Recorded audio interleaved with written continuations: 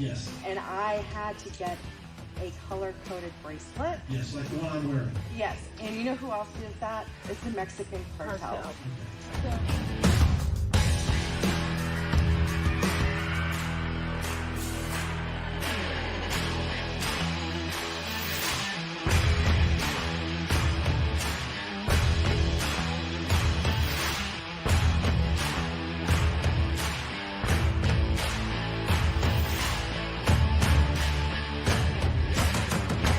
Thank you for your time, and let's go, Brandon.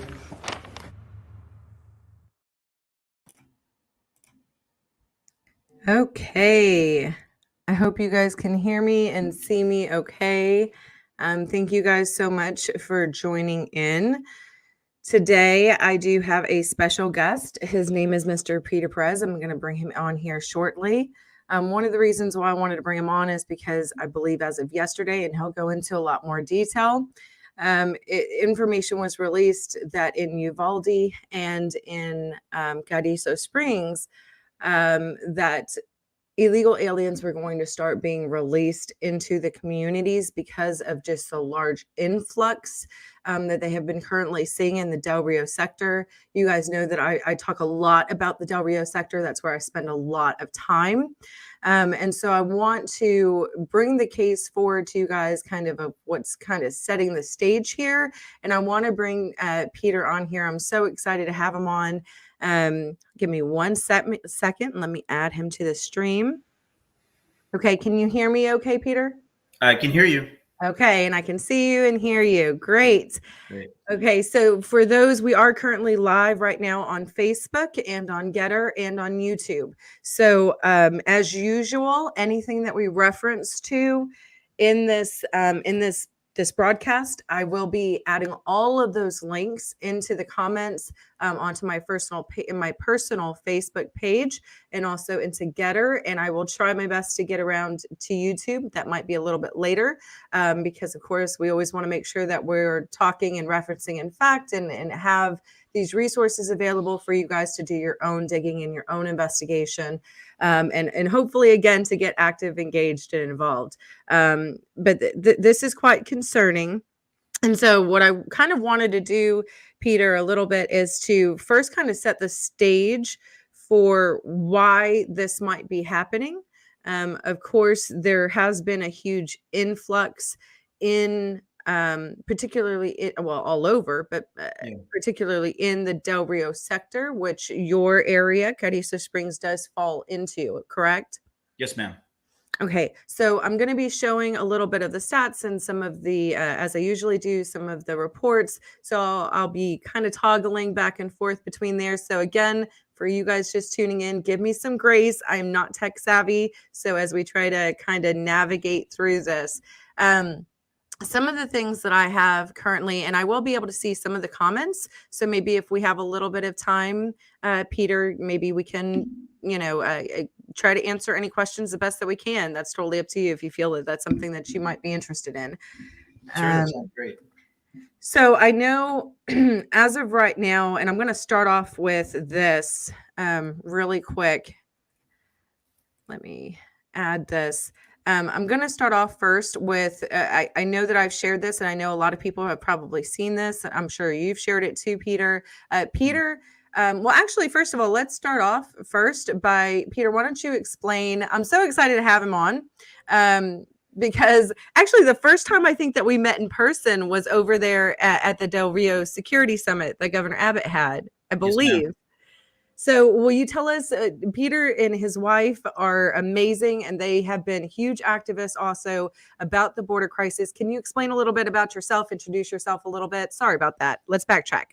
Yeah, no problem, Sheena. Thank you once again for having me on. I'm honored to be able to share a lot of this information for your viewers. And of course, knowledge is power. Having the information is essential, especially during this time when there's a lot of information that is not being given and, of course, being shunned and ignored. So a little bit about myself. I am a local resident of Dimmitt County, Carrizo Springs, longtime resident. I co-manage 2 local businesses. I'm married. I have 2 little boys. And I'm also part of a ministry, a local congregation here in our community. A little bit about what got me involved was one day, as my wife and I were watching the news, as we usually do in the evenings to stay up to date with what's going on in the world. This was last year, back in March. We came across a news segment from MSNBC, a mainstream news segment with Gabe Gutierrez, very popular news anchor, who was reporting here in Dimmitt County. And he was basically reporting on two influx facilities which were going to be set up. These influx facilities are to process what's called unaccompanied minors or teenagers, children.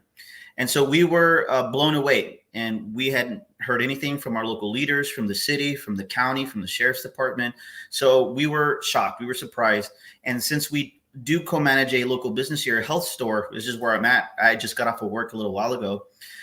We come across our family and customers and people every single day, and they were, of course, concerned. So we just decided to get involved, and we began calling, we began emailing, and this led to our first town hall meeting successfully at our local congregation. The Republican Party tried to put one on with the sheriff's department. Unfortunately, that fell through. But we had this meeting with our city, with our mayor, a few local officials, and our sheriff, and they basically were laying out what was going to happen. Later on, that led to a rally that we were a part of in May, again, to bring more light to this information. And then that led to actually touring one of those influx facilities here in Carrizo Springs, where we have firsthand knowledge of how this particular one was being run, what the stats were, the type of children who were there, their ages, what they have gone through on their way over here. So we gained a lot of useful information. As times progressed, and I'm just going to give a brief timeline of why we remain active, was we began to see more smuggling attempts, car chases, criminal activity, bailouts, property damage. And this began to increase more and more. And then, of course, now we're getting to the point where you discussed where we met at the border summit with Greg Abbott. Well, we made so much noise, myself and a few others, that we were able to get our judge to sign a declaration, the local state of disaster declaration, and take it to Governor Abbott ourselves. So I had the pleasure of being in that back meeting and being able to hand him the declaration. So after that, of course, we heard there was, of course, a lot of promises, a lot of things that were going to be done. We came back home, and Dimmitt County continued just to get worse and worse. So just to shorten that for you, Sheena, since then, we've had so many close calls with our local citizens when it comes to these speed chases where they happened in the neighborhoods. We had a crash at our own city hall in town. And then very recently, we had a bailout, a huge bailout next to our courthouse and nearly crashed into local businesses. And of course, we have a lot of people who were there and took video. So because of all that, we've stayed involved, and we've shared video and done our best to always share the facts, not go off of hearsay. And so we created a border page called Dimmitt County Border Crisis Reports page, where we've been keeping our town up to date with the facts and shedding light on this important issue. The border crisis is real. And so I'm here to tell your viewers that it is. It most certainly is. And we had, you guys had that event over there in Carrizo Springs. There were several border awareness events, right? That we all held throughout. Gosh, it seems like forever ago, but it really wasn't that long ago, was it? Yeah. And we did collectively finally make enough noise. There were several, I don't remember the exact number, but several different counties that did finally declare a state of disaster. So between the events, between the protest, between the declarations of disaster, it did lead up to that Del Rio summit, and I remember that well. As soon as the cameras were turned off, and behind the scenes, it was a totally different story. But fast forward to now, and just for those, because of course I live in North Texas, and so now I've been trying to raise the alarm here in North Texas, and trying to show everyone, all Texans, how this is impacting everyone. Even though it's hidden in plain sight in my Metroplex area, it most certainly is here. Now, Carrizo Springs, though, you guys aren't on the border, right? Like, how far away from the border? Just to put it into perspective for those who may not be aware of the landscape, how far away are you guys from the border? About 40 miles. So Eagle Pass is as close as we're gonna get, and that's about 40 miles away from us. Right. So, and guys, for those who are watching, I know that there's a few watching right now, especially on Facebook, as I like to call it. Please like it, share it, help get this word out, because we are going to have some major action items that we're going to be calling for. The biggest way that we can make an impact is on the city and local and county levels, and this is most certainly is one of those opportunities. So we're going to be providing you guys with some action items at the end of this. So please like and share and send it out there. Okay, so just to kind of set the stage here, there's been a lot of talk right now about Title 42 being released. Tomorrow, I will actually hopefully be doing another live where I'll be explaining kind of what Title 42 is. Believe it or not, I do hear from a lot of people, and it's okay. I would have never known unless I got involved in the border of what Title 42 is. I know last year a lot of us were worried about Title 42 expiring, and now it looks like that's a very real possibility once again. So I'll be doing a whole live kind of explaining about that. But just to kind of put it into perspective, I'm going to share some things more recently, because you did mention a lot of what you guys get through is Eagle Pass. And again, you guys fall in the quote unquote Del Rio sector, which is pretty much Del Rio to Eagle Pass and everything in between. And you guys are kind of part of that in between area, correct? Yes, ma'am. So But regardless, we are seeing so much activity. And I didn't mean to interrupt, but No. that's why we've really done our best to document as much as possible. Unfortunately, in a lot of our areas, they're largely blue. Many vote Democrat without really understanding the policy. So again, this contributes to most people just staying quiet. And I'll comment on some of that a little bit later. Yeah, absolutely. So this was just released back on March 15th. And I will provide this link in the comments as well. But let me just kind of show, if you will, this basically goes on to show the sheer numbers. So this fiscal year alone, this fiscal year, of course, it changes. It's a little bit different. It's from October to current. So the fiscal year, the way that CBP and HHS kind of consider their fiscal year is from the beginning of October to basically current right now. So this is this fiscal year alone, 2022, from October through February, not including this month's stats of March. We have almost 1 million apprehensions, 1 million encounters. Of those, and it goes into it. It's important again to understand that those are just apprehensions. Those are just encounters. That of course does not, and that's just by CBP standards. That does not include, let's say, local sheriff's departments, PDs, things of that nature. So that's just a very small snapshot, almost 1 million in just October, like literally just a handful of months. And that is frightening, especially when you consider that that's about 20 to 30% of what's actually encountered. Yeah. Right. Yes, ma'am. So then on top of that too, to also, again, kind of just expand on that, another one right there in the Del Rio sector, just recently, they were quoting multiple large groups encountered in the Del Rio sector. This was just stated yesterday on the 22nd. There were several large groups just within the last, and I'm going to show, actually, I'd rather actually show right now some of the screenshots.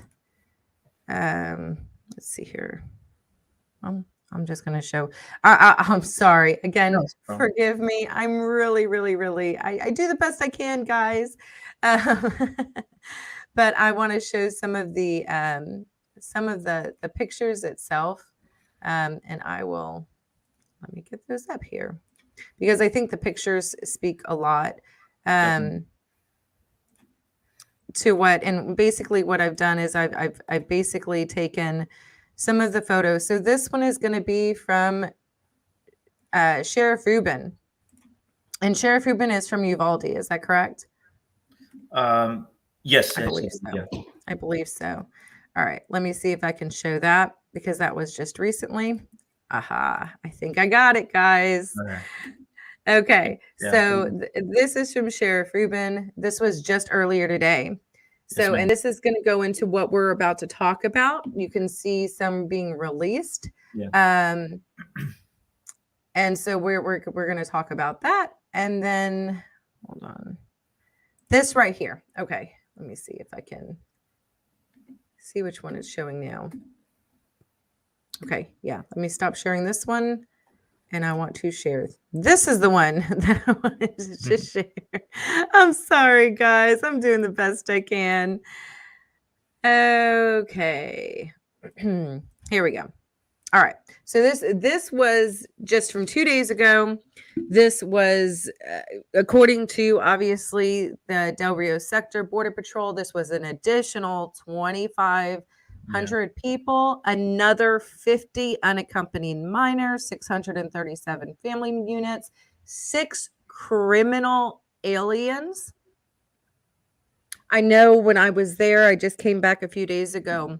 They had several while I was there. There was in a 24 hours, 48-hour span, there was over, I believe, 9 water rescues. One of our teams right there in Eagle Pass encountered and watched as a body floated by them because, of course, the river was much higher because Mexico had released, water from the dams. So hopefully tomorrow I'll go into a little bit more of that. Of kind of my last experience. I try to keep people updated when I go. And so then I have another one that I think would be very good to show right now, just to kind of set the stage of what we're about to talk about. This was from the Uvalde Police Department. This was just yesterday or today? This was today. I saw this today. Right. Do you remember what was going on here in this picture? Can you explain to them what was going on? So according to the caption, of course, this tractor trailer was stopped, and that's where they encountered this mass group of illegals here. And so, of course, the pictures say it all. Really, how many of these trucks are being utilized, and this has happened multiple times also in our county as well, in Carrizo Springs. Right, and this is also one of the areas that is impacted as well by what we're about to discuss. So now let's start. I wanted to just kind of set the stage to kind of show people what's going on right now currently, right? Like right now there's been a lot of focus on the Ukraine. There's been a lot of focus in Russia. There's been a lot of focus on a lot of other things that are going on right now. But the invasion at the border is still currently underway. It has not stopped. In fact, it's continued and it's starting to pick up again. And so will you please go ahead and go on and tell us now some of the news, the breaking news from the last 2 days. So the breaking news, as you just said, Sheena, while we are kind of being distracted about what's going on in Ukraine, and I think we can all agree that what is going on is terrible between Russia and Ukraine. I think many people definitely need to do some more research on the history between Russia and Ukraine. And of course, our connection in America and this presidency, there are a lot of important things definitely keep an eye on. But when it comes to our own borders, remember that this is not stopped. I make the statement often to our own community that while we're asleep, this is going on. While we're at work, this is going on. While we come home to our families and have a meal, this is going on, and it repeats over and over again. And the only way to really see that is to get involved with the information that's being shared, not only by Border Patrol, but your local sheriff's office. Of course, what's being posted on a lot of these wonderful border pages on what's happening in the surrounding communities. So the breaking news for our community is that since Eagle Pass has seen a massive influx and they are not able to hold everyone, they're at max capacity, they are now going to, of course, be releasing a lot of these individuals who have been brought over illegally, crossed over illegally into our community. So Uvalde and Carrizo. So what happened was, as soon as we got a wind of this, I called our mayor, because I was told that he was going to possibly put out a statement to see if this is true. And so what I personally tried to do here in Dimmitt County, if I can kind of back up a little bit, is report as the facts and do my best to dig and find out the truth for myself and to share that with the community. So often I get asked, again, as a local business owner, part of a congregation, who are you? And I always respond, I'm a local citizen, and that is enough. I care about my community just like you, and I choose to get involved. So while I may not have all of these titles behind me at the moment, I care about this community enough to get involved. So I called the mayor, and this is what he said. He said, since they're at mass capacity, they're going to decide to release these individuals. The demographic of these individuals are those, according to the mayor and Border Patrol, who have turned themselves in. They're being processed. They're being checked. And according to Border Patrol, they're undergoing background checks. This demographic are not Mexicans. They're coming from Central America, which is important, again, foremost to understand. Many believe that a lot of these individuals coming across the border illegally are from Mexico, but we have tons and tons of countries, people coming from other countries through Mexico. So that's number one. The second thing would be that once they're processed, they're going to be put in a certain location. I was told that they would possibly do that at a Stripes. If anybody had been following what happened in Del Rio last year, that it happened in Del Rio as well, and it's happened in Uvalde. So naturally, what I asked the mayor I'm sorry, just to interrupt you really quick. I'm going to be putting up the Carrizo Springs announcement while you're speaking. Okay. Yes, ma'am. Sorry. Go ahead. Sorry. No, so after I got off the phone with the mayor, I asked him, of course, those important questions. Number one, since we don't have a bus transportation here in Carrizo Springs, naturally the question is, well, what are we going to do with everybody as soon as they're dropped off here, possibly at the Stripes? Well, they're trying to figure out at the moment how to transport all of these individuals once they're dropped off. So to my knowledge, even up to this point, that has not been decided. They are trying to get in contact with Uvalde and to help implement some of the measures that they took over there in order to bust these individuals out. And this is what I was told.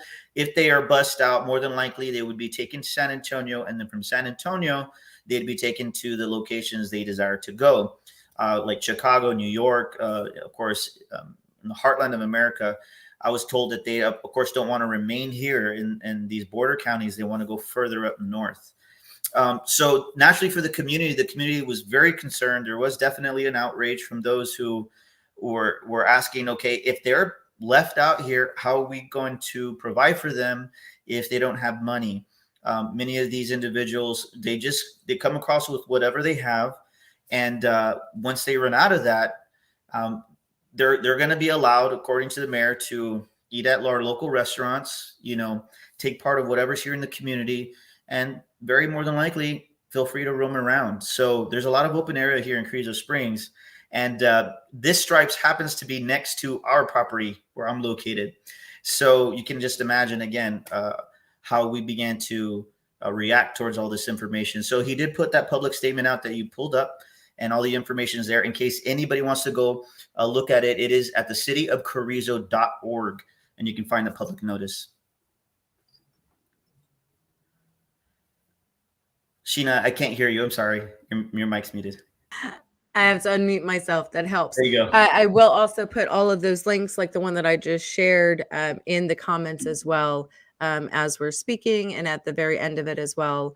And then also the similar thing. And again, this also happened in Del Rio. This is not necessarily new. While it's new to Carrizo Springs and Uvalde, it is not new. It happened in Del Rio.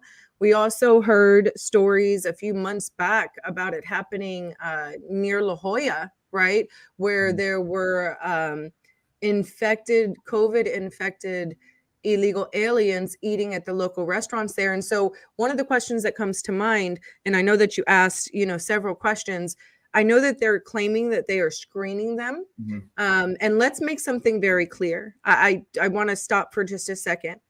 While it is the agencies that are dropping them off into our local neighborhoods, they are simply following orders.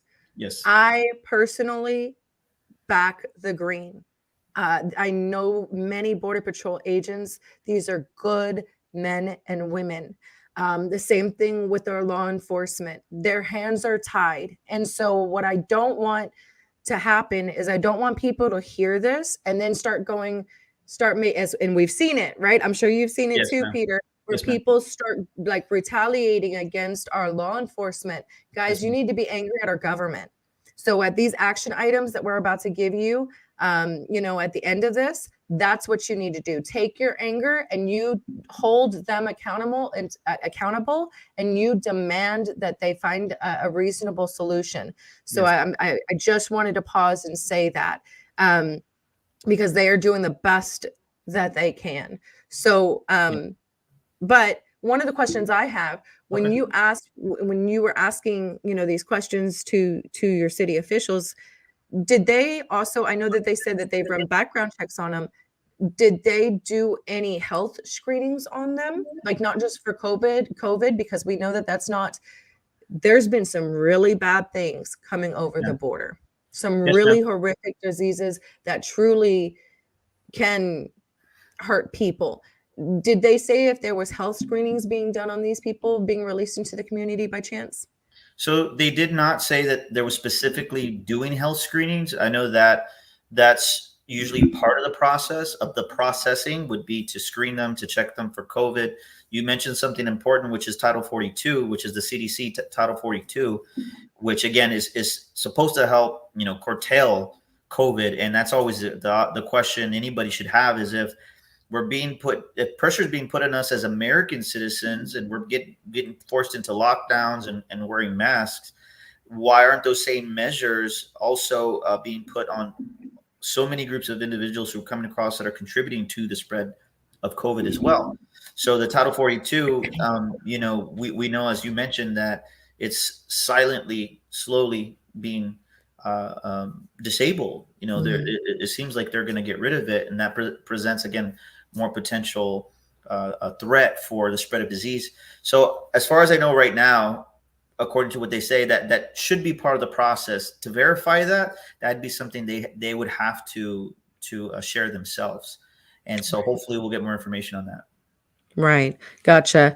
Okay. So to include Uvalde, I would like to show maybe a little clip here.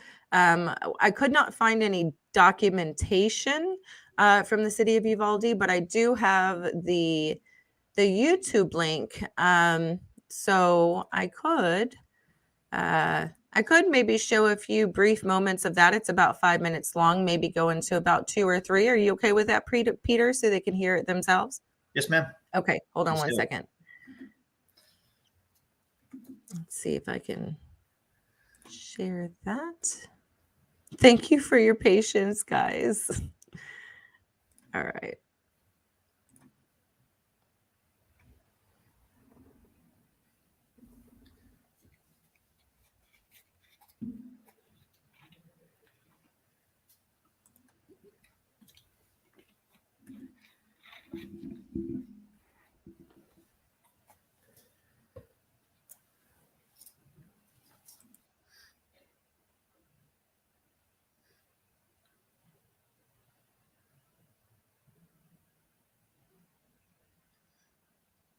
Are they talking, Sheena? Because I can't hear it on my end. Yeah, I'm not sure if they can hear it. Can you guys hear it? Can you let me know if you guys can hear it?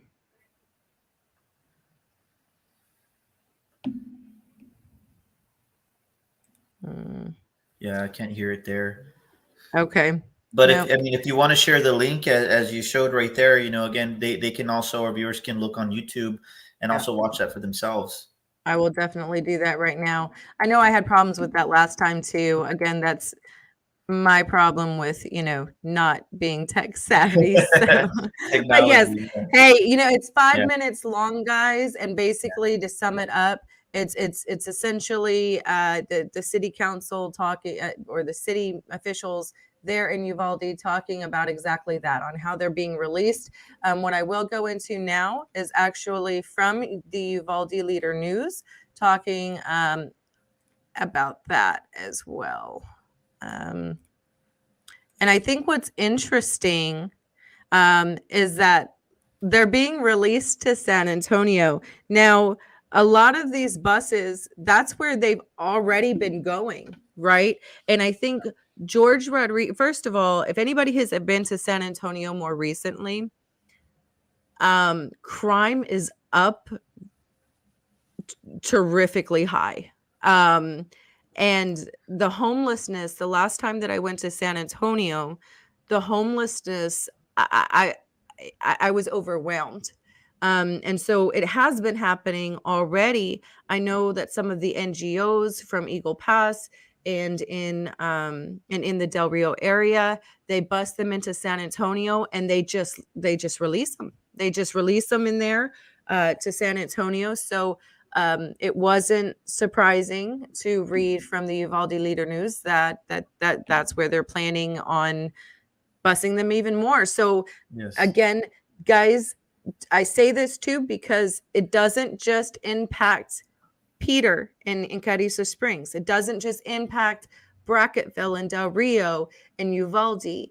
They're not staying there. They're busing them out. They're going to San Antonio, to Houston, to Yes. Austin, and a lot of them have come right here to DFW. So I just want to point that out. But do you want to talk a little bit about the same thing kind of going on in Uvalde and kind of what you've heard? Have you also heard the same thing that they're planning on sending them to San Antonio? Yes, ma'am. As I mentioned, not only has that been, shared, but the mayor himself said that seems to be the plan at the moment. So as this article seems to state as well, that since that is the plan, many don't realize, again, that a lot of these individuals are going to be placed in major cities around America. That's something that should get our attention. And again, this isn't alarmism in the negative sense. Obviously we want to sound an alarm, but this isn't an opportunity or platform that we're taking to simply just talk about something controversial. This has to do with the security of our country. And as you already mentioned the stats, if we can just recap, if at over 1 million individuals have been encountered at the border, and then you're not taking into account those who have, quote, gotten away, those who have come through the border and have escaped, we need to remember that number is immensely higher. And you have to take into account the drugs that are coming across. You have to take into account the criminals that are coming across. And so that all has ramifications for our country in the years to come. We all need to understand that. So naturally, you begin to ask the question, why is this being allowed? Why is this being facilitated? And the reality is that it is. If I can speak to what you mentioned before, Sheena, that when it comes to what can be done at the city level, the county level, with our sheriff's department and the Border Patrol, their hands are tied. They're very limited. This is a top-down issue. This is happening because of the present administration, the Biden administration. The policies that are in place are facilitating this movement constantly. So we can't paint with a broad brush everybody when it comes to our local law enforcement or the Border Patrol. And we can say, because we talk with many people daily, that they are struggling. Their morale is down. They don't feel like they're being appreciated, that they're being heard. I personally am trying to use my voice so that way they feel that I'm fighting for them and for those who are doing their job and are on the front lines and are really trying to do their best to be a part of the solution and not the problem. Because of course we do know that there are problems also in certain aspects of the agencies, but we support the green, we support the blue. And of course, for our leaders, many of them, again, their hands are tied, but we also want to hold them accountable if they are shying away from this because it's so controversial, that they need to remember that they're public servants, that they serve us, and they should be serving our best interests and our security. So when it comes to what's happening in Uvalde, why are they being taken to San Antonio? San Antonio, that's important for you if you care about what's happening in your city, because eventually you're going to begin to see the fruit of it. Right. I agree. And so I encourage that people in San Antonio and in the Metroplex areas, that they also start. San Antonio, like we said, they've been going there. Okay. But in the other Metroplex areas or in the other areas, start calling your city officials, start calling your sheriffs and saying, hey, this is a problem. And we want to know what you are doing proactively to help stop this. How are you helping to protect our citizens. Because again, too, it's and of course, right now we're talking about the sheer number of people, which that causes taxes to go up, homelessness to go up, the schools, the property taxes right now, when so many people cannot afford to live in their homes anymore. You know, the hospitals, the illnesses that are going that are circulating around. And these are people from all over the world. And if and when, and I say when because unfortunately I think it's just a matter of time, when Title 42 gets lifted, the floodgates will be open. Like it'll make last year and this current fiscal year look like a warm up. There's not going to be any comparison. And then you're talking about the drugs. You're talking about the sex trafficking that goes along with it, the modern day slavery that goes along with it. This should not be a partisan issue. And as of right now, I've even spoken to a lot of Democrats who are tired of this.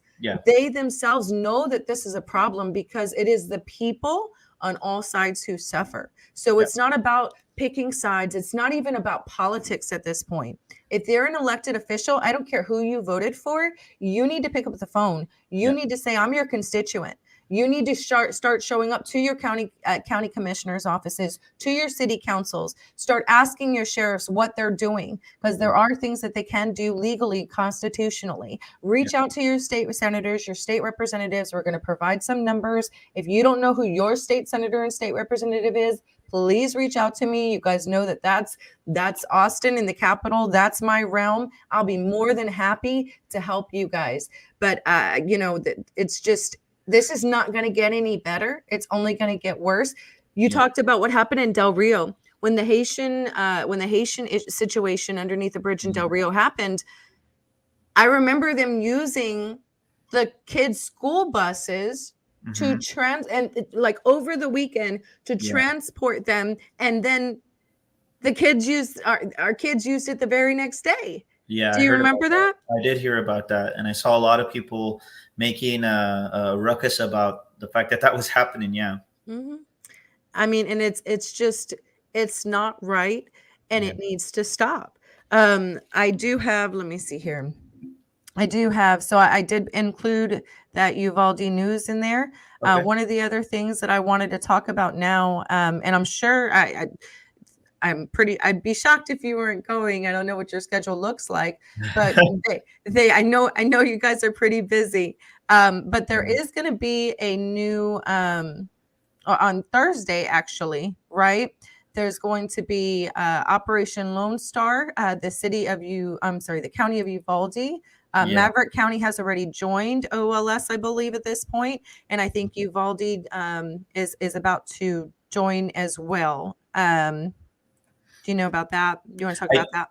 I was actually notified about that, and I unfortunately will not be able to make that meeting. I'm very busy, but on top of that, I actually had an accident on Friday. Oh, so no. I'm presently using crutches at the moment, so I can't walk. So on top of everything else that we're doing, momentarily I'm not mobile.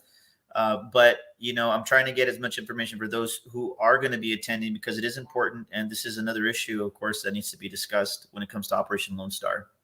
So I'll be including this information in there as well. I think I've also shared it. But if you guys live in or near Uvalde County, please be there. Please be there. Now, Peter, if you will, just because, again, I know that you and your wife have just been a champion, and I want to learn so much from you guys, because I've been preaching about it the entire time. So many people say, of course, that this is a federal issue, that immigration is a federal issue, and in many ways they are correct. But I am an avid believer that there is so much more that we can do when we go back to state sovereignty legally and constitutionally on the state level, but also on the city and county level. And you and your wife have been the champions of doing exactly that. If for these people who might be hearing this right now and they want to go get involved, right? They want to start going to their county commissioners' offices or their city councils, or going to these meetings with their sheriffs. what suggestions that you might have that have been successful? What questions should they ask? How do you have any just basic suggestions for them on how they can help get involved in the local level? Oh, definitely. That's a great question. I'll first start off with answering that question, and then I want to share a little bit of some stumbling stones that also tend to prevent people from getting involved, especially in our area. So the first thing that you can do is find out when your commissioner courts are being held locally. Also find out who are your commissioners, who your county judges, and make plans to attend first.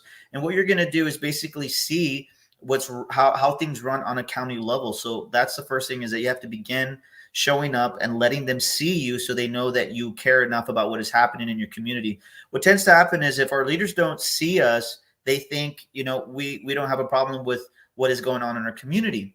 So that's the first thing. The second thing is, of course, is exactly the same. Find out, go to your city hall, find out who, your mayor is. If you don't know, get involved, get their numbers, find out what they are doing as well when it comes to these issues, and go to city council meetings whenever they have them to the best of your ability. I want you to keep in mind, I am busy constantly, but my wife and I, we take turns going to these meetings, showing up. They have to see you. So if there's anything I can tell you, is they have to see you. And lastly, with your sheriff's department, find out the sheriff's department number. Find out who your sheriff is if you do not know. Get in contact with them, introduce yourself, and begin asking questions as well. What of course works, my suggestion is, don't call and necessarily complain and start using bad language and presenting yourself in a antagonistic way. Present yourself as a citizen who cares about what is happening in your community, and then remind all of these local leaders, when you do have a concern, that they are put in these positions because we put them there, and it is their responsibility to listen to the concerns of the citizens. So while what I'm sharing might sound simplistic in nature, really it does take some effort on our part to get involved. So that does mean picking up the phone. That does mean getting on the internet, going to your local establishments, your city, the county, the courthouse, the sheriff's department, if need be, to get that information. So that's the first thing that you can do. And really, if your leaders see you involved, of course, they'll listen to you a little more. And along with that, encourage other people to get involved too, because we can't all do anything just with a small group. We have to get our community involved in that. When it comes to the stumbling stones that I mentioned previously, what tends to happen, at least in our case, is because, and again, I'm only going to mention parties because of the sentiment that is put out on these issues. So again, I'm going to try to be as neutral as possible, but I'm just sharing the reality. Since some of our counties are largely blue or Democrat, the feeling towards immigration is different than the Republican side.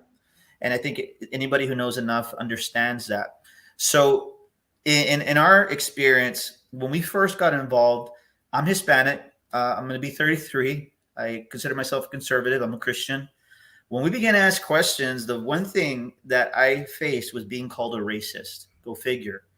Against my own race, my own family. What are you doing asking questions and getting involved on the immigration issues? Don't you know that the Democrats are for minorities? Don't you know that Republicans don't care? They just want to get rich. All of those types of things that we tend to hear when we get involved. So I was discouraged a lot at first by many people to not get involved. I was criticized. I was called a hypocrite. I was called a hater. All the things that you can imagine. When all I wanted to do was ask questions. So the first thing I'll say is, don't let people discourage you. If you're presenting yourself in a positive way, if you're able to speak well as best as you can and not be antagonistic, you have the right to ask questions. You have the right to get involved, and don't let anybody discourage you from that. But in order to go armed with the knowledge, you got to get the knowledge, and then you have to have a well-rounded understanding of the issues. Because while many people are coming across to make a better life, the other half of the coin is that this also brings many criminals. Mm-hmm. And if you're not aware, independent reporters who are on the front lines interviewing these caravans that have come, throughout the past year or so, when they're asked this question, they say, "Why are you coming to America?" And they'll answer, "Because we believe we're invited." because Biden invited us, because we cannot come at any other time, especially under Trump. Now is the time. So there are masses and masses of people who are taking advantage of the policies and the opportunity to come. And while that's happening, you have many who are perishing on their journey over here. They are falling into the hands of cartels when it comes to sex trafficking, when it comes to rape, when it comes to even being killed, being held hostage. The information is out there. It's not hard to find. Criminals are coming through. Drugs are pouring through, as we've said time and time and again. So overall, this is just a bad thing. And when it comes to immigration, I often tell those who are wanting to know, I'm not against immigration, but I am against illegal immigration. And if we are law-abiding citizens, we need to encourage people who are coming across, if they're to do it the right way. There's a right way to come in, and there's a wrong way to come in. And so what is happening is a majority of these groups of people, they believe they can, and when they get here, feel entitled to just receive everything our country has to offer. So I've talked to sheriffs, I've talked to Border Patrol, and they tell me as well that in the years prior, you know, there were different types of people coming across who did want to work. But during this administration, that demographic is different. They don't want to come here to work. They want to come and take part of what we have in America. And they essentially want to be given all of these wonderful blessings that we receive as Americans without becoming Americans. So I'm speaking as somebody whose mom became an American citizen, whose grandma became an American citizen, and did it the right way. So I'm not against immigration. I'm against illegal immigration. And ultimately, what we have, this multifaceted issue, we know that immigration is a very difficult issue. But what we see is the blatant disregard of what we feel as Americans and how this should be done. And our borders are open. And this administration, the Biden administration, Kamala Harris administration, is ignoring Americans. And they are ignoring our concerns blatantly in our face. And we who are closer to the border, we have to face all of the dangers. We have to deal with the issues. And we are the ones left picking up the pieces. So I want to encourage you, despite all that, you can still make a difference. Who am I? I said it. I'm an ordinary citizen, just like you, wherever you're at. And you can make a difference. Either you'll speak or you'll be silent, and you'll wake up in a very different America soon. I don't know about you, but I'm not willing to let that happen without a fight. Right. And Peter, I'm just a homeschooling mom, right? I don't have any fancy titles behind my name. Yeah. What I do know is that the fentanyl overdoses and the gang activity here in my county and Tarrant County have skyrocketed through the roof. Sex trafficking, DFW is now #1. And the border, anyone who knows anything about sex trafficking knows that the border has always been a major source of it. Houston is also, we usually go back and forth between DFW and Houston. Just the other day at my husband's part-time job, because my husband works 2 jobs and my husband is a first-generation Mexican-American. The good portion of my family is from Puerto Rico, and a good portion of my family married into our family are all legal immigrants. Okay.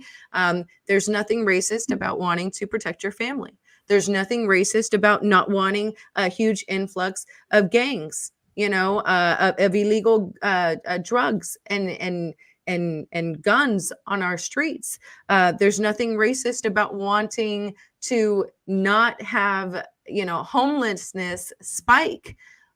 Basically what this is and to be fair and honest, Peter, and, you know, I think you and I probably think a lot alike in many of these ways. We are where we are because of the failures of both parties. That's the truth. Sure. Democrat and Republican. Yeah. You know, well, yes, because I've even been told to my face by people in the GOP when we were collecting letters, I'm not going to sign your letter because I benefit off of illegal immigration. But yet they, you know, it's cheaper labor.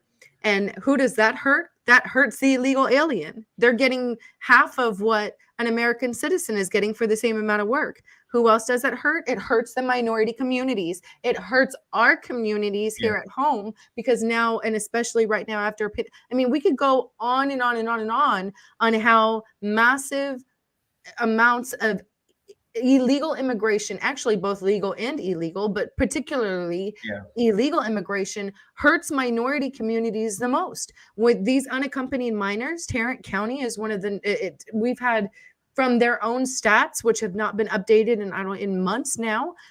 Tarrant County is about the third county here in the state of Texas of where these unaccompanied minors have gone. Yeah. That impacts our schools. Our education system here in the state of Florida, in Texas. I was going to say the state of Florida. I wish. Here in the state of Texas is failing. And who is it failing the most? The minority communities. And you want to know where these unaccompanied minors are going to, and where the vast majority of these illegals that are pouring over the borders, they're not going to the affluential areas. No, they're going to Dallas, where my husband was born and raised. They're going to the inner cities of Houston and Fort Worth that are already underserved, where these kids already can't read and write. So there's so many reasons why, right? But at the end of this, to echo, your sentiment, guys, it might be scary the first time because you've never done it. Right? You got people like me and Peter and his wife and so many others. We're new to this too. But you know what? We just stepped into it. Don't be afraid to make mistakes. Reach out to people like us and to other activists who are willing and ready to help. The border crisis, and I've said it so many times, right now people are getting involved in the grassroots level in a lot of other ways, in a lot of other areas, all that are valid and noble and needed. But guys, in my personal opinion, and I'm not, this is just my personal opinion, none of that is going to matter until this border is secure, for several reasons. And so that's just my personal opinion. So I want to get into some of the action items right now, Peter. Okay. I know we're getting close to about an hour, and I usually try to keep it around the hour time frame. What, as of right now in your area, who are some of the people that you feel like that they can, oh, wait, before I forget. So hold on. This took place today or yesterday, these policies in Uvalde and in Carrizo Springs. Do you remember? Yesterday. They confirmed it yesterday. Yesterday. Yes, So ma'am. this was the picture from today, and I shared it earlier, but I want to share it now because now it might make a lot more sense to people. This is from Sheriff Rubin, who I believe is one of the sheriffs, I believe, in Uvalde. Guys, forgive me if I'm incorrect there. But what you see there are the photos of already some of the ones that are being released into the community there. Am I correct? Yes, ma'am. So this is what it looks like already. And I'm seeing a lot of men. Yep. A lot of young men. And in the report, doesn't really make any mention of any children. It makes more mention of adults, men and women. And if I can interject, that's something that I would also direct your viewers to pay attention to on any in any county. Every county should have at least a Facebook page where the sheriff's department has a Facebook page, and they're posting the apprehensions and encounters and smuggling attempts. If you pay attention to those who are being caught or apprehended, when it's just in those cases, there are usually large groups of men. So keep that in mind. So in this case too, we were told that there wasn't going to be any children. We also were told the same thing, that there would be adults. And so this picture once again shows the reality that you see there's usually large groups of men. And so if, according to our mayor, we were told that the numbers daily until I guess it's taken care of would be 20 to 100, depending on how many are processed daily. So we're to expect here, at least in the next 24 to 72 hours, that happening. Wow. Yeah. So I just, and that coincides with what I've seen a lot along the border. The vast majority, yes, I see women, yes, I see children, but the vast majority of the people that I see crossing over are young, single adult men or young men with a child. Yes. That's what I've personally seen everywhere from McAllen all the way up through the Del Rio sector. So it coincides with what I've seen being out there on the ground. Definitely. And I think you hit the nail on the head earlier when you talked about, again, this issue is an American issue. While we can talk about what the Democrat Party is maybe doing or not doing, the same we should hold the Republican Party as well accountable and understand that that is happening also within the Republican Party. If anybody's really looking at some of the policies again that are being approved of and being pushed forward by the Republican Party with some individuals, we can see again this is an issue for both parties. This is an American issue, and something definitely has to be done about that. So I'm glad that you brought up that point, because for my community, again, because since we are largely blue, I'm trying to find a place of a common place where we can come together and say, despite maybe our political differences, what can we agree on? And let's focus on that right now. And I am having that interaction, albeit there are still a few people in our community probably are sick of seeing my face all the time and hearing me talk about this, but I always welcome them to also get involved. You know, you can talk all you want behind the computer, behind my back, what have you, but get involved at least. Bring that talking to the forefront. And at the end of the day, it's not about me, so that doesn't bother me. But what we really need to do is really come together. And if this is happening in your neighborhood, if it's happening near your local business, that should be enough to get you involved yourself, regardless of your political stances. Absolutely. So who are some of the ones for the immediate area? And I know, and I have some numbers and I'm ready to copy and paste it. And then I'm also going to include a few others, but who are some of the areas and people in your area that you feel like that people could start off with doing phone calls? And again, guys, be cordial. Like, yes, we are not, be respectful. You're not going to get anywhere if you're picking up the phone and you're being angry. The emotions are high, and I get it. You have a right to be angry. You have a right to be infuriated. But guys, you're not going to get anywhere. You're going to get a click at the end of the phone, and you're going to get a not response. So it's just not productive. Guys, please speak in truth, speak in fact, and speak with respect. Even if you don't get it in return, that's how we win this. Okay. And that's how we also win and bring over some of the other, Democrats that have, I'm trying to be nice and respectful myself, but the people itself that have decency, right? That can still think on their own. That's how we're going to win them over, and that's how we're going to make a change. So who are some of the people that you suggest right now? And I'm going to add to that list as well. But who are some of the people you'd like to get started? So as far as our community, Sheena? Okay, yeah. So first of all, since right now we know that the people who are directly involved with what's going on with the Border Patrol is, of course, our mayor and our county judge. So I want to encourage you, if you're concerned and you have questions, you can call City Hall at 830-876-2476. And as Sheena said, she'll put the information there. And you'll speak with the the city clerk, and they'll direct you to the mayor, and you let them know that you want to speak to him. Next, of course, would be our county judge, Judge Francisco Ponce. And you can also call him at 876-9904, extension 3. And you can share your concerns with him and then ask, what will be done from here on out if you'll share that information with you. Also, unfortunately, at the moment, there are some issues happening with our sheriff's department that can be a talk for another time. But our chief deputy right now, his name is Luciano Quintanilla.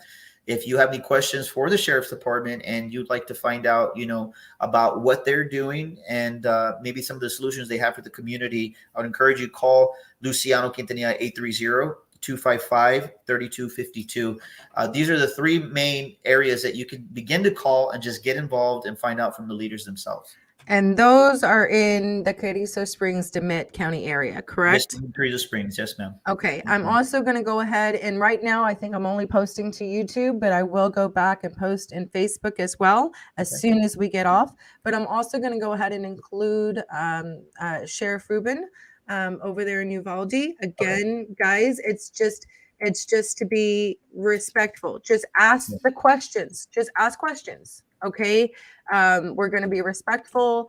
We're going to be, asking for, asking just what is going to be done. And actually too, for the good sheriffs that are out there and for the good law enforcement guys, show support for them. Definitely. Okay. Because there have been so many agents and so many National Guard who have committed suicide. I've been there, and I've actually spoken just recently this last trip with one of the local deputies there who was one of the ones that found that 4-year-old little girl and pulled her out of the river. Yes. And I've been there when I've seen, I mean, like, people, they see the lives and they see the information. It's a lot different when you see it in real life and when you're there. So guys, like, don't just, please, we are all human beings. And I just want to just encourage. So as we post this again, we are both just like pleading, guys, just be respectful. Be respectful. So I'm going to post some more numbers. I do have also the sheriff of DeMitt County. Is that who you said? So he's the chief deputy at the moment. Okay. Yeah, he's the chief deputy at the moment, and you can contact the sheriff, but there's an investigation going on right now. That's what I thought. Okay, so I'm also going to include right now your representative, guys. It's not just on the local level. We're also going to go up to the state level. Representative Tracy O'King is the current representative for that area, for actually both for Uvalde and for DeMitt County. I've spoken to Tracy a few times. I've hand delivered several letters to his office. Yes, he is a Democrat, but I believe that he's reasonable and he will listen. I've never not felt welcomed in his office. So, and you guys, you know what? It's election year, right? So Democrat or Republican, they first of all, whether you voted for them or not, you are their constituent. And second of all, right now, they all know that this is a problem. So Tracy King is one that I've met a few times, and I've been into his office. I'm going to include his local district number along with a capital number. I would most certainly right now, since they're not in session, for the senators and the representatives, I would suggest starting off with their local district numbers. Also, you said Judith Zaffarini is one of the senators there. And I also believe that Senator Roland Gutierrez is another one. And I did go into all three of their offices, actually. So I'm going to include their contact information as well, and encourage you guys to call them. Ask them what they're doing. Are they aware of the situation? What are they doing? They also have pull in their local districts. So I'm going to include those as well. Definitely. And if I can also interject before you finish, please. Because we've made enough noise and really tried to get in contact with those higher up, we did have KSAT 12 come to DeMitt County today, and they did an interview with the mayor, and I was honored that they reached out to me as well. Alicia Barrera, who's the reporter for KSAT 12, she came over here to our local business, and she also did a short interview with me. That is also on YouTube. It's online. It's on their website at ksat12.com. And you can also see that news segment. I will be posting that as well. I believe I already have a link on my personal Facebook, so you can see that particular news segment about what is transpiring here. The other thing is, once again, there are only certain things that are your city, county, and sheriff's department can do. So I would also encourage you to call the Border Patrol stations, whatever is near you. Try to get those numbers, and also ask them questions and find out what they're prepared to do. From what I understand, again, the chief of the Del Rio sector, there's also decisions being made. So if real change to be made on this situation, we got to keep going higher as well. So try to get those numbers and try to make those calls, send emails, and make your voice heard as well. Call everybody. We're calling everybody. Okay. And it does take time, but if each of us just do one thing, I can promise you at least it'll get their attention.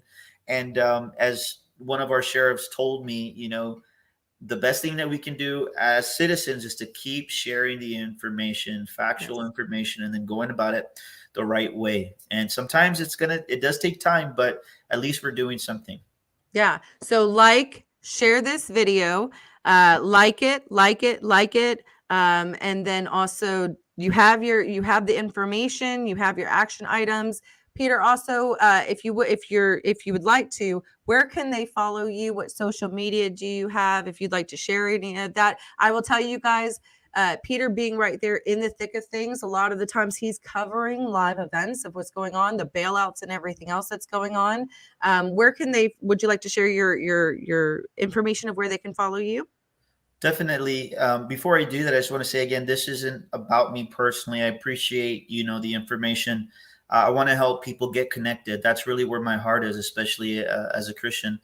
This is not about one person. We need everybody involved. So the first thing that you can do is go to Dimmitt County Border Crisis Reports. And that page, I'm the administrator of that page. That page, I post a lot of the information that takes place in Dimmitt County. And of course, if you'd like to, follow me on Facebook, it's at Peter Perez III. And you can do that if you'd like. If you don't, that's completely fine. But you can share the information on Dimmitt County Border Crisis Reports and share it with your family, share it with everybody in America so they can see that what's happening here is real. Yes. And of course, our website is securetheborder.us. And I will be traveling back down there shortly, probably within about the next week or so. I'll be going out there to East Texas to combat the border crisis, but from a different angle. I'm really excited about that.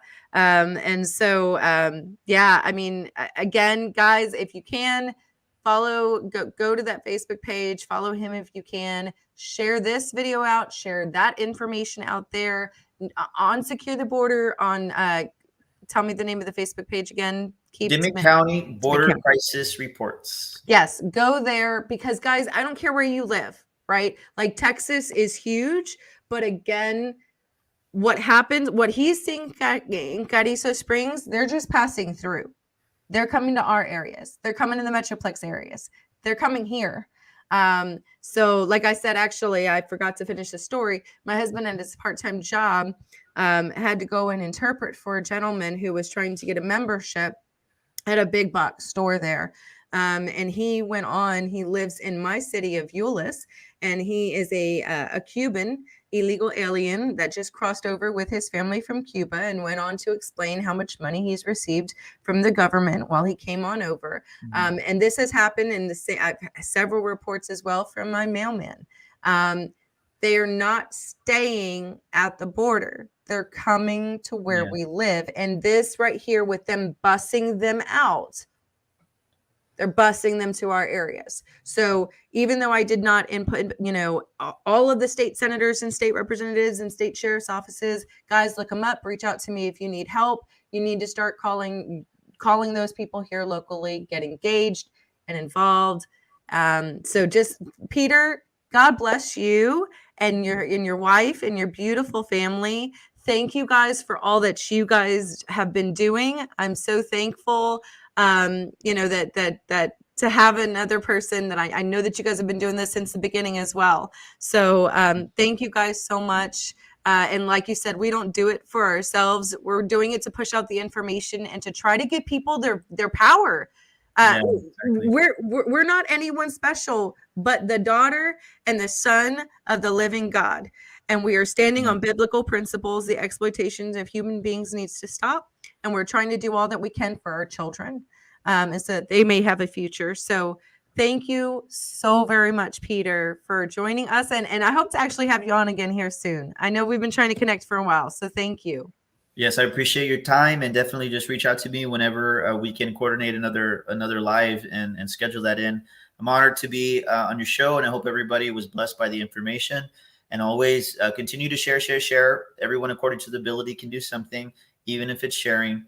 And as always, keep praying for our country and keep praying for one another and what's happening at this moment. Thank you so much, Peter. Have a great night. God bless. God bless. Okay, guys. So that was Peter Perez from Carrizo Springs reporting to you guys on some of the live news that is going on down there, both in Uvalde and in Carrizo Springs, where it was announced that they are busing the illegal aliens out from releasing them into their communities and then in hopes of busing them out to our areas, to the Metroplex areas, particularly San Antonio, and who knows where they're going from there. They're coming home here to our area. So guys, get active, get engaged, get involved. I did share my buy me a coffee link in there. I will be going actually to East Texas. I'm really excited about it. It's another project that I've been working on regarding the border and actually the impacts of it, but from a totally different element, a totally different angle. So guys, if I also have the Venmo where you guys can donate there. Hopefully right after my trips to East Texas and my research over there, I'll be heading back down there to the border. So you guys can also visit my website, securetheboarder.us, securetheboarder.us. You'll also find my Venmo information on there, the Buy Me a Coffee link. Guys, follow Peter, follow his Facebook page, get that information, like and share. Get active, engaged, and involved. If you need help finding who your local representatives are and senators, or even your sheriffs, if you need help even finding out when your city councils and your commissioners meetings are about to take place, guys, Peter is the nicest guy.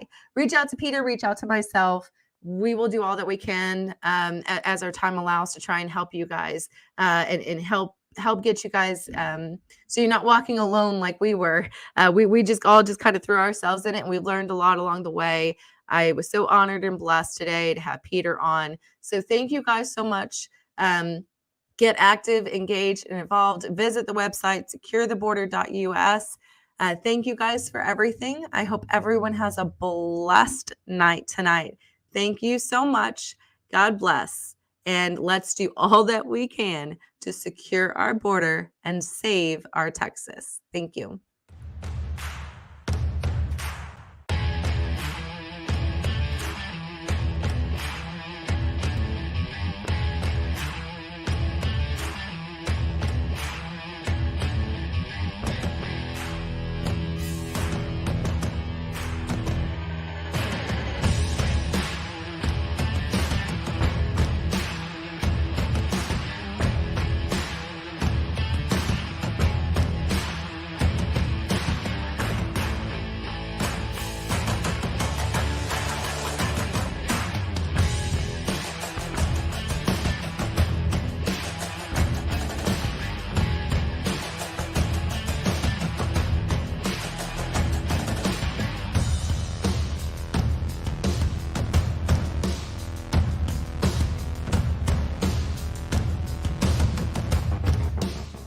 Tested for COVID. Yes. And I had to get a color-coded bracelet. Yes, like the one I'm wearing. Yes. And you know who else did that? It's the Mexican cartel. Okay.